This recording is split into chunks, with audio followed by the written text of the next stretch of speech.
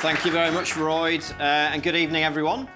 I'm going to start tonight with a short story, and it is short. And that short story actually starts with a random building. And I always like to ask people at this point, does anybody know where this is? Now, there are two people, at least, in the audience who I know will, but go on, somebody tell us where this is. Cawness, that's correct. So this building, well, you might be wondering, firstly, why on earth have I got a photo of this random building at the start of my presentation? And the reason for that is because the company I used to work at, called Credit, had offices within this building, which is in Kaunas in Lithuania. And so I used to go out to this building and visit regularly. But more importantly for tonight's talk, it was also the venue of a conference called Agile Tour Lithuania, all the way back in 2013, at which I was asked to give a conference talk. So this is a very much younger version of myself giving that talk, which was on transitioning a traditional kind of QA department to more agile ways of working. And at the time, I was head of testing for the company, and I was sharing the experience of the journey that we'd been on. Now, the talk went pretty well, I like to think. There were a couple of challenges. Firstly, I didn't have my laptop on stage, so I had no access to my speaker notes, which I hadn't been expecting. And then secondly, the lights were like really blinding, so I couldn't actually see anybody in the audience in front of me. But afterwards, I received lots of kind of positive feedback. People said nice things to me afterwards about how well it had gone. So when I left kind of midway through the evening, I was feeling pretty good. I thought it had been a great event. However, this is the half-an-hour walk that I had to do to get back to my hotel. And during this time, I managed to convince myself that actually it had gone really badly. Nobody had really valued my talk. They were probably all bored and sat there on their phones. After all, I couldn't see them. But also, who on earth was I to be giving a talk at an international conference? I'd only actually been doing that role for a couple of years, and I was also more from a software engineering background, so I was clearly didn't know what I was talking about. So by the time I arrived back at my hotel, my mood had completely changed. I was feeling anxious, unconfident, and like I'd been fooling everyone. And at the time, I didn't know it, but I later found out that this pattern of kind of thinking and emotions has a name, and that is, of course, imposter syndrome.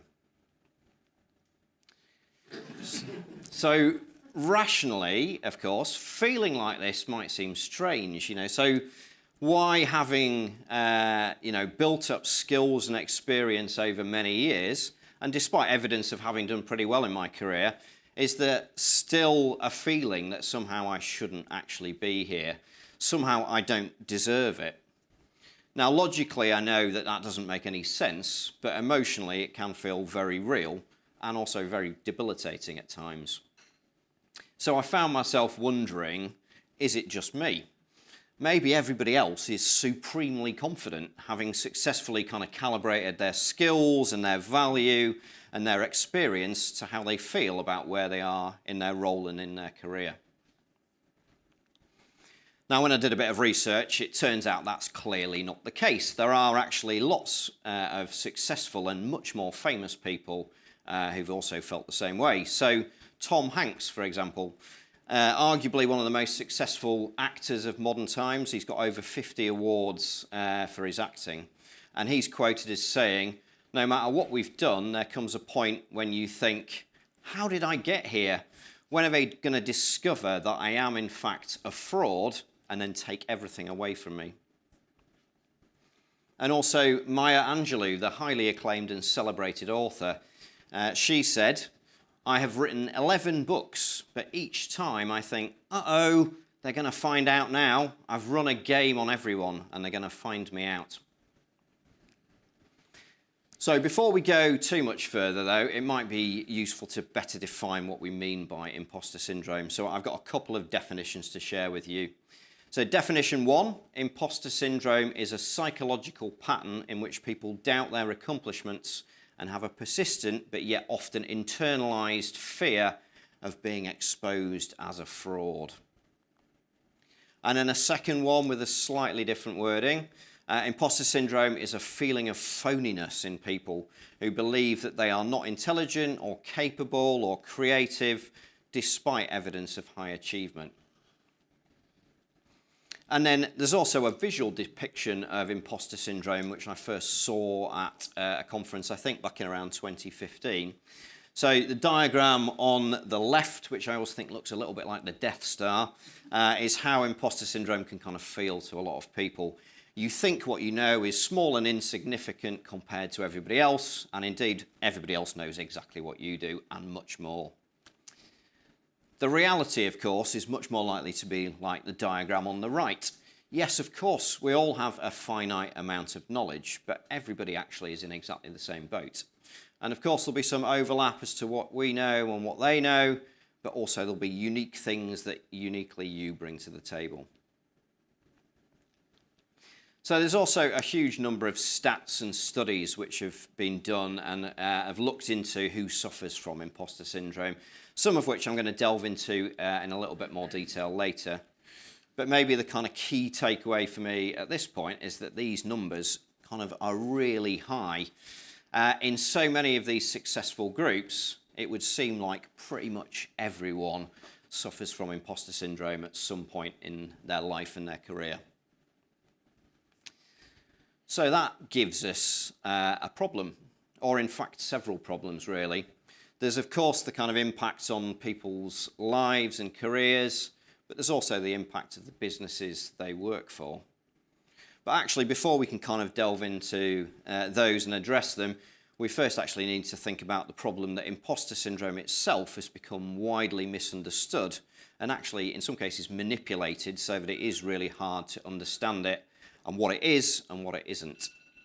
So I'm going to continue now by exploring a little bit about where the term came from and what some of those common misconceptions are. So the term originated in the 1970s from work done by these two US psychologists, Dr. Pauline Clement and Dr. Suzanne Imes.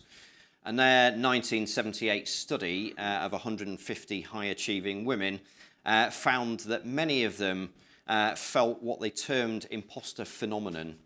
And that was, despite evidence of kind of high achievement and many, many accomplishments, they felt like their success wasn't somehow deserved and that they were wary of being found out.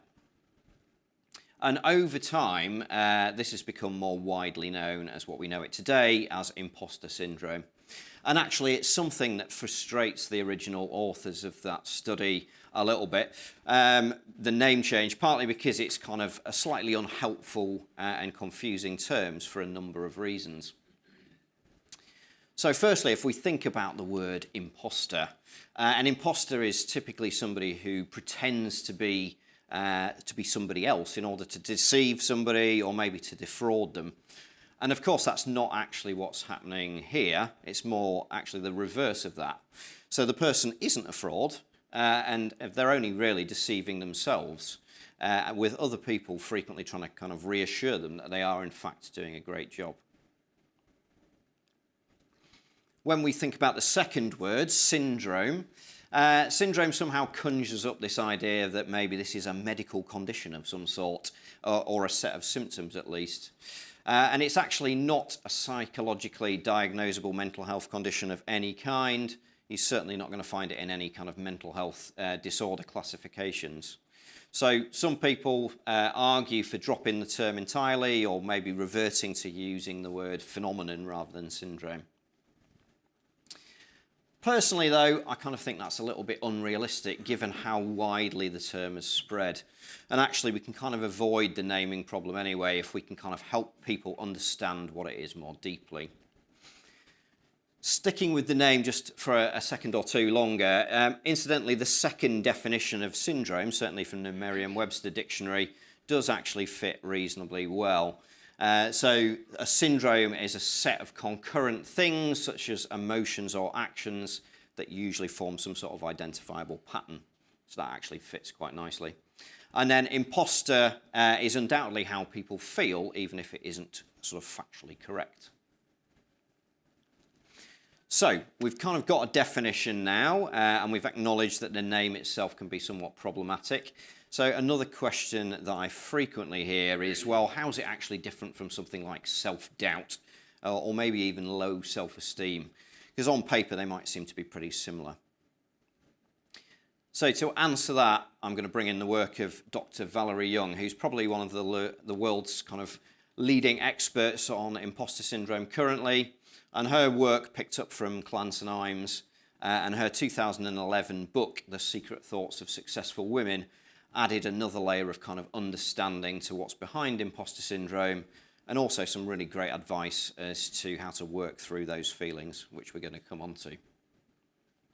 And her definition of imposter syndrome specifically calls out three kind of components, which help distinguish it from self-doubt and low self-esteem. So the first component is a tendency to kind of externalize our accomplishments. So we maybe put them down to luck, or being likable, or being in the right place at the right time. Basically anything rather than down to our own skills and our own hard work. Then the second component is that you feel like you're fooling someone. You're fooling them into believing you're more talented, perhaps, or more intelligent, or more capable or qualified than you really are. And then these two lead on to the third component, and that is this fear of being found out. That any moment somebody's going to reveal you as a fraud or an imposter.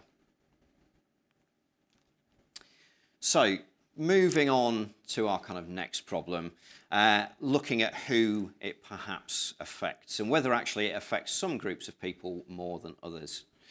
So the original research, as I mentioned, kind of focused on women's professional achievement. And at the time it was assumed that actually maybe the phenomenon was something that affected women specifically. But as you'll also have likely spotted, Dr. Valerie Young's book is entitled The Secret Thoughts of Successful Women, although she has updated this in recent years to kind of acknowledge that it affects men too.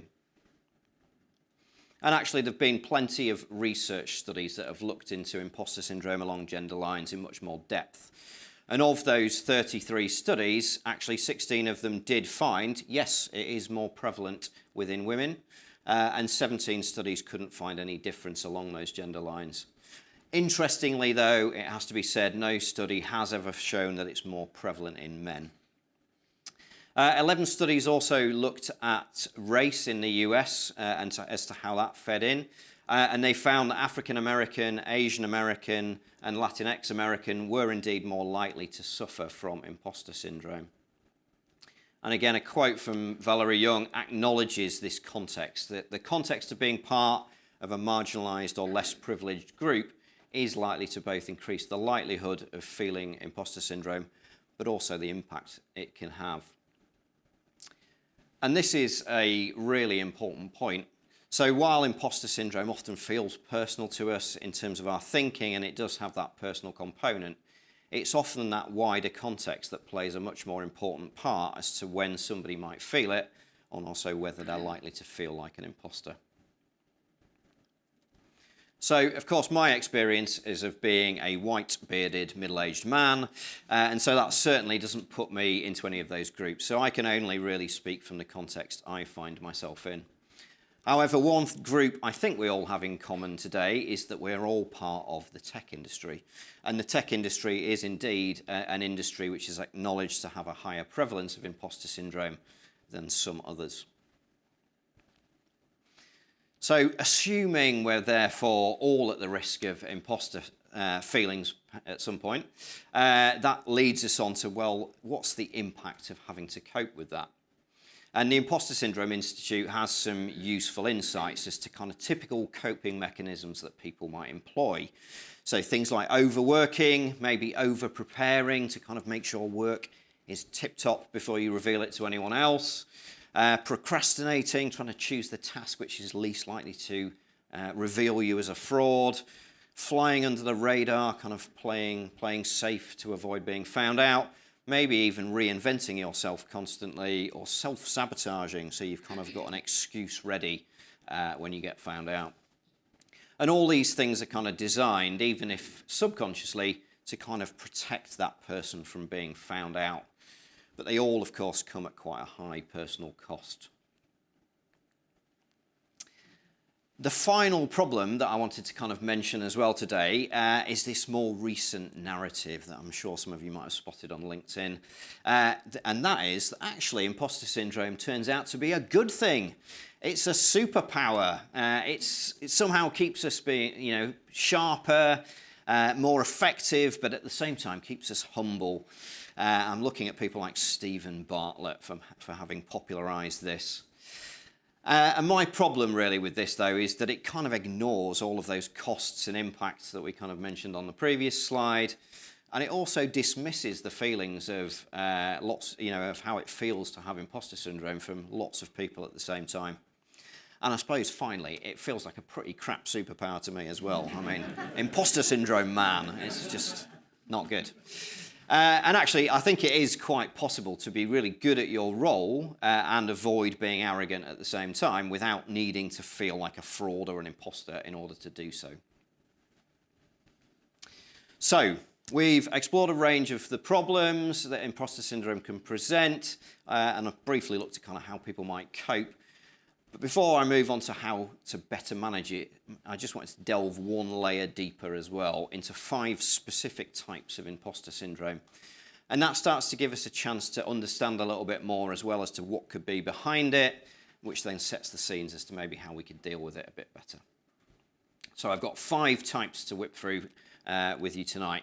And the first of those is called the perfectionist. And in imposter terms, perfectionists really expect to be perfect at everything. They think they should be able to deliver a kind of unblemished record, 100% right all of the time. And then when they fail to measure up to those kind of self-set standards, that's when it kind of confirms that feeling of being an imposter. And I've got some kind of example thoughts for you as well, which are kind of relevant to our world of tech. Admittedly, they're quite engineering-centric, but hopefully they'll still resonate. So I'll read out a couple from each.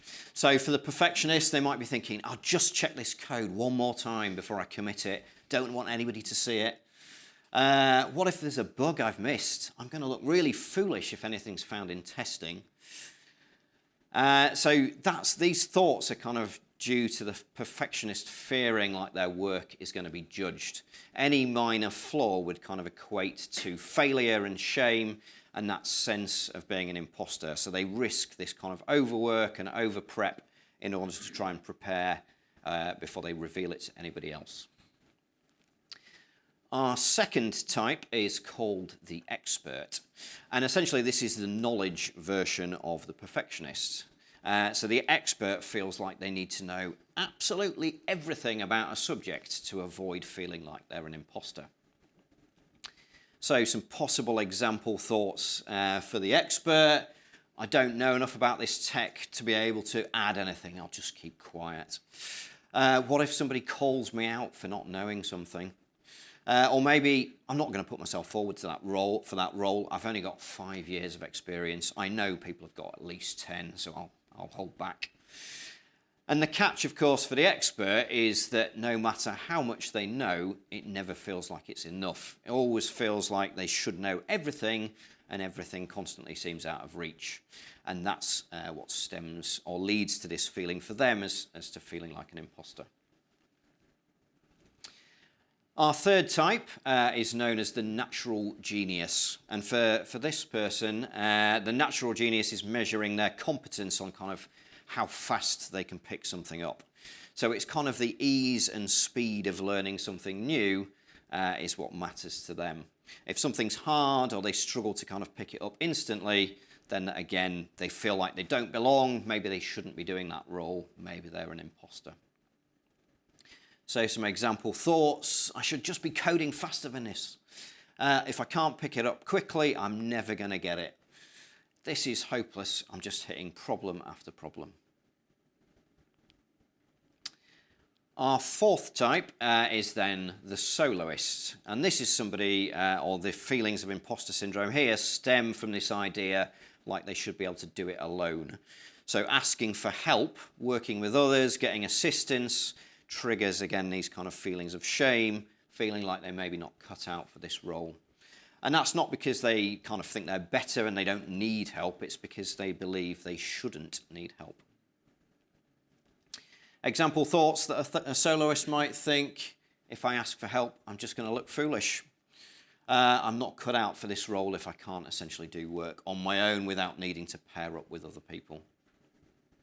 And for soloists, this misguided kind of view of competence is that in order to be doing the role well, they need to be able to do it without any help. And our fifth and final type of imposter syndrome is known as the superhuman. And for this person, they're measuring competence on how many things they can kind of juggle and succeed in all at once. And actually, they feel like that's the expectation. They're expecting to be able to take on everything that's thrown at them and succeed in all of it. And if they start to kind of, drop one thing or struggle in one thing, then again, that's the proof they're looking for that they're an imposter. So some example thoughts here.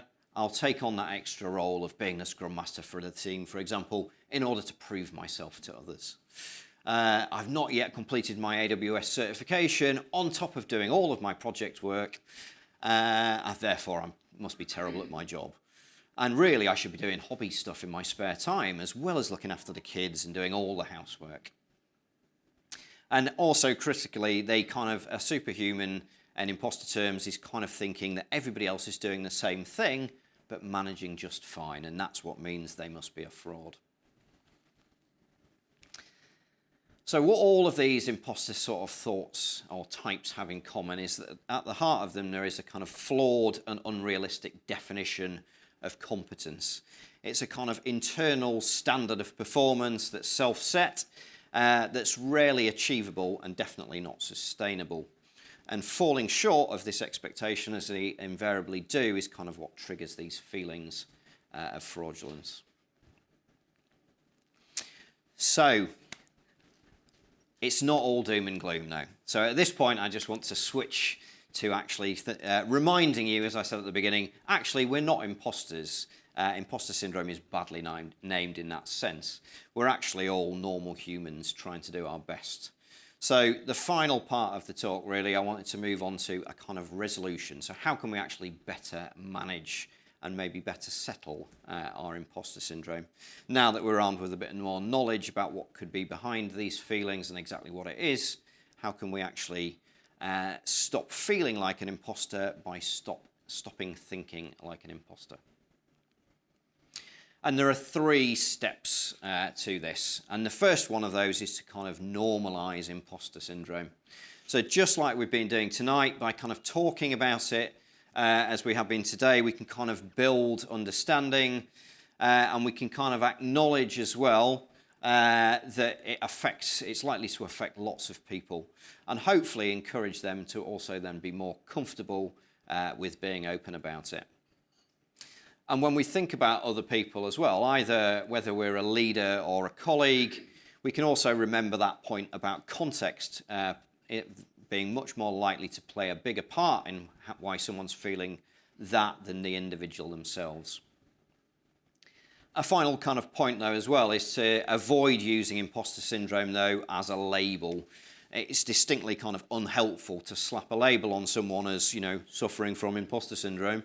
And at worst, it actually kind of risks kind of weaponizing the term. So keep normalizing to kind of raising awareness, being open rather than diagnosing people. Step 2 is then to kind of reframe. And by reframe, I mean kind of change that unhelpful kind of self-talk and narrative in order to help yourself, or maybe if you're coaching someone or working with a coach, to kind of help them do that and kind of reframe things, look at things from a different perspective. And before we kind of look at some specific examples of reframes, which I'm going to come on to in a second, just to cover some more general points, to repeat the point from the previous slide, remembering that importance of context. So when those imposter feelings kind of arise, actually kind of asking yourself, well, what's the context here? Is this something new? Is this something more challenging than I've done before? Or equally, what's the historical experience I've had that might be kind of playing into this and causing these feelings to arise? Secondly, also being aware of this trap of kind of confusing confidence and competence. They're not the same thing. So nobody feels kind of 100% confident all of the time. That is not any indication that you're not competent at what you can do. And thirdly, remembering that actually our feelings can trick us in all sorts of different ways. Our internal narrative is, again, not likely to be factually correct. It's certainly not how people may be looking at you externally.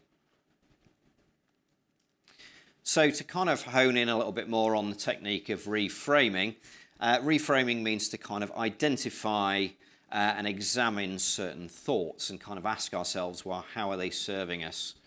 Are they actually true? A lot of the thoughts we might have might not actually be valid. And if they're not helpful, then actually working to understand them better and then replace them with something more positive is what reframing is all about. And this kind of helps us to construct a new narrative that we can kind of use when we might feel that imposter syndrome. So to revisit the imposter syndrome types again briefly and offer some reframes for each of them. For the perfectionist who's kind of feeling like they have to perfect everything before they can reveal it to anybody else, actually using little mantras like, well, perfect is the enemy of good. Very in keeping for an Agile meetup. It's good enough now, let's release it early and get some value from it. And actually we're going to learn more through failure than if we try and always succeed every time. For the expert who's maybe feeling like they never know enough, actually remembering, well, there's always more to learn. And actually that is what keeps things interesting. And actually we don't need to know everything in order to be able to bring a lot of value. Nobody knows everything, so actually what I know and what I bring could be the thing that fills a really valuable gap.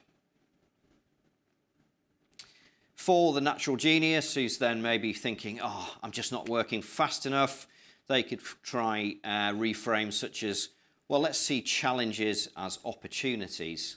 And actually, you know what? Effort and resilience beats ability every time. And when we look around at our colleagues who are brilliant at what they do, well, actually, their expertise is likely down to their hard work and persistence, not just some natural gift that they might have. For the soloist who's kind of worried about asking for help, recognizing that working with experts is a great way to learn. And actually, maybe the smartest people know how to bring in other people to achieve things that are bigger than they can achieve themselves. And actually, if we collaborate, then we're also sharing our own knowledge with others, so we're helping them, and equally we gain too.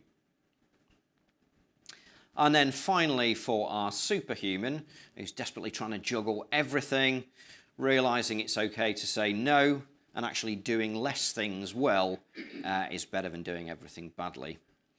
And again, if that doesn't quite land, maybe thinking about, well, if I appear like a superhuman and juggle all these things, then that's a pretty unhealthy message to send to others. And actually, I don't want to do that. So the third and final step then is to kind of keep going. So as we've explored, and hopefully I've got across, imposter syndrome is something that's going to strike most of us at some point, and that's totally normal. So when it does, it's helpful just to remind ourselves, I can get through this, keep going, regardless perhaps of how confident you feel, regardless as to kind of what other people around you are doing. Stop that kind of comparison thing. And also, maybe importantly, regardless of what kind of societal stereotypes might be asking of us or the external pressures we might feel. In my experience, though, I've never found a way to completely get rid of imposter feelings. Again, I think they are a pretty normal part of human existence. They kind of come and go as new challenges and new situations arise. But armed with kind of more knowledge as to what's behind them and also how to kind of settle them. It's possible, in my experience, to both reduce the frequency of when you might feel it, but also the severity of when it strikes. But let me leave you with a final thought that's got a pie chart with it, so it clearly must be true. And that is that everybody feels imposter syndrome at some point in their lives, and that's perfectly okay. So, thank you very much for listening.